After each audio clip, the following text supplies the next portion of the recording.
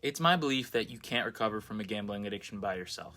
You just can't do it alone. Today, I want to address a crucial aspect of addiction recovery, the role of family and friends in supporting individuals who are battling a gambling addiction. Now, it's essential to recognize that addiction doesn't just affect you individually, it has a huge impact on loved ones as well. In this video, we'll explore the significant role that family and friends play in fostering a supportive environment for those who are on a path to addiction recovery. We'll discuss practical ways that loved ones can provide assistance, understanding, and encouragement to the person in recovery, with the ultimate goal of helping you to help your loved ones in recovering from a gambling addiction. Before we dive into the role of family and friends in addiction recovery, it's crucial to better understand the impact that gambling addiction has on those loved ones. So addiction can strain relationships, erode trust, create emotional turmoil for family members and for friends. It's common for loved ones to experience feelings of confusion, frustration, and even resentment. However, it's important to remember that addiction is a complex issue, and it doesn't really function by logic. Support from family and friends can make a significant difference in the recovery process. I promise you that. One of the most crucial roles that family and friends can play is creating a supportive and non-judgmental environment for their loved ones to recover in. It's important to approach conversations and interactions with empathy and understanding that addiction is a disease and not a moral failing. This is something that a lot of people have a hard time with when it comes to gambling addiction. And that's because there's not a substance to get addicted to. Many people can't understand why we don't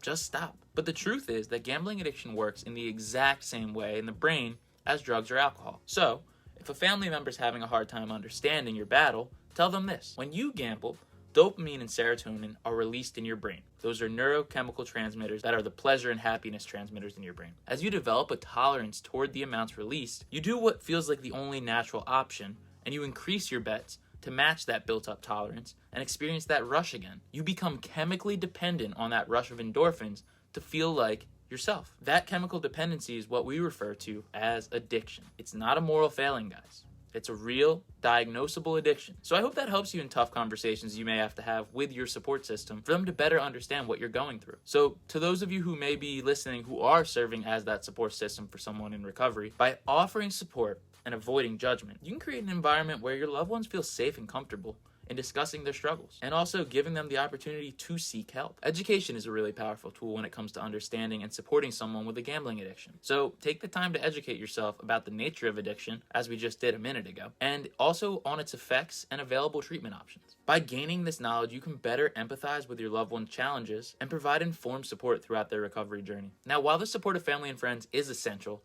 it's crucial to encourage your loved ones to seek professional help as well. Now, this can come in the form of treatment or in a support group for their gambling addiction. Help them understand the importance of therapy, of counseling, and again, without a doubt in my mind, the most important step they can take is joining support groups specifically tailored to gambling addiction. You can offer assistance in finding reputable treatment providers and be a source of encouragement throughout the process. Again, you can't change someone else, but you can lead them toward the resources that can really make a difference in their life. I found that when I started going to group meetings, I became accountable to others who could finally understand exactly what it was that I was going through in my mind. If you don't quite understand how to help someone, the absolute best thing that you can do, in my opinion, is point them in the direction of someone who can. I love this metaphor that I heard in a book called Think Like a Monk by Jay Shetty. He basically says that if you see someone drowning, but you don't really know how to swim, it's a much better idea to find a lifeguard to help out than to swim out in the water and both drown. When it comes to addiction, if you aren't quite sure how to help the individual, the best thing that you can do for someone else is to help them find someone who understands them,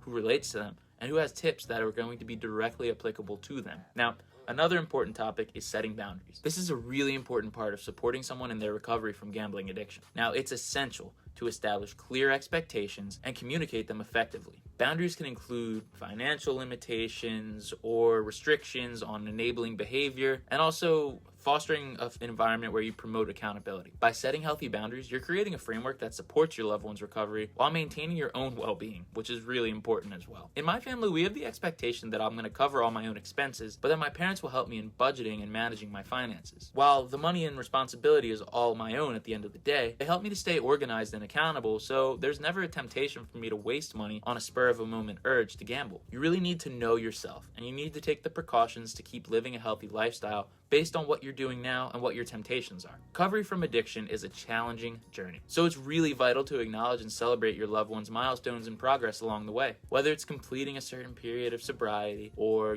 taking positive steps toward rebuilding their life, by recognizing and celebrating their achievements, you're providing more motivation and more positive reinforcement that the journey they're on is the right journey. Small gestures of support and encouragement can go a really long way in reinforcing positive behaviors when we've been surrounded by so much negativity leading up to that point. Now, this goes for the individual struggling with the addiction as well. Every single day that you stay clean is a reason to celebrate. For me, I really do like focusing on the one day at a time aspect of things. That's why I made it my name. I truly believe that any day where I don't gamble is a win, and I'm gonna be a happier person, and I'm gonna celebrate that accordingly every single day. Now, admittedly, supporting someone in their addiction recovery can be really emotionally draining as well as challenging mentally. So it's essential for family and friends to prioritize their own self-care and seek support for yourselves if you're having a hard time. Take time for activities that bring you joy, seek therapy or counseling if you need it, and engage in support groups for families and friends of those who are struggling with addiction. In gambling addiction recovery, we have a group called Gamma Non you can check out. By taking care of your own well-being, you can be better supported and equipped to support your loved ones effectively. Addiction is a truly horrible thing,